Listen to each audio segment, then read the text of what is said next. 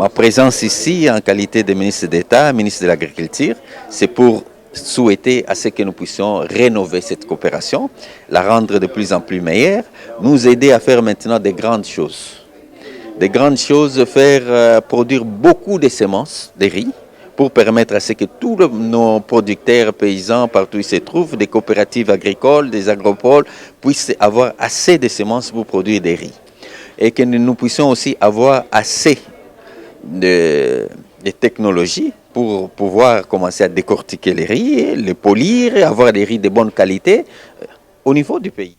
Nous avons voulu que, au-delà du secteur minier, que nous puissions également migrer vers le secteur agricole. Pour deux raisons.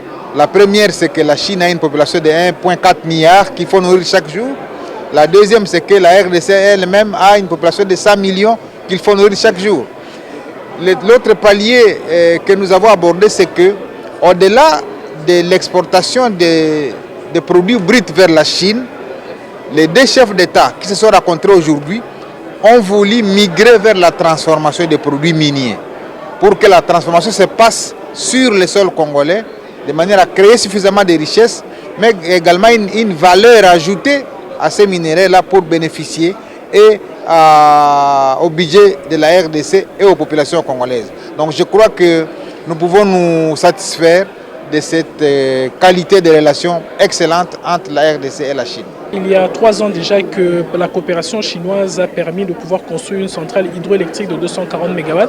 Et aujourd'hui, les entreprises chinoises veulent accompagner la RDC dans la production du photovoltaïque avec des gros groupes miniers qui veulent aussi s'investir dans le secteur de l'électricité. Donc c'est ces modèles que nous comptons encore implémenter plus sur l'ensemble du territoire qui nous a même motivés d'être à ce forum. Et je pense bien que le partenariat chinois qui est aujourd'hui relevé au premier plan en termes de pays africains en relation avec la Chine serait encore plus porteur et nous espérons quitter ici avec des bonnes solutions et d'amener des investissements chinois dans le secteur de l'énergie, de l'hydroélectricité ainsi que de l'eau aussi parce que des usines de construction pour l'adduction en eau potable sont aussi en vue en RDC.